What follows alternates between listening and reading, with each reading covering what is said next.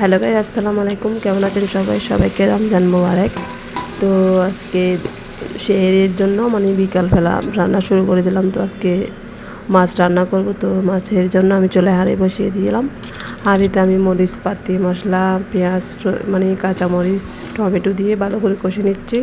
আজকে আমি নাইনটিকা মাছ রান্না করব, মানে একটু ঝোল ঝোল মানে মিডিয়াম সাইজের ঝোল দিবার কি। এখন কষানো হয়ে গেছে, এখন আমি মাছগুলা বসিয়ে দিলাম আস্তে আস্তে উপরের দিকতে, মানে আলতোভাবে করে বসিয়ে দিলাম মাছগুলো, যেহেতু না ভাঙে মতো। তো এখন আমার মাছ বসানো হয়ে গেছে, একটু কষিয়ে ফেললাম।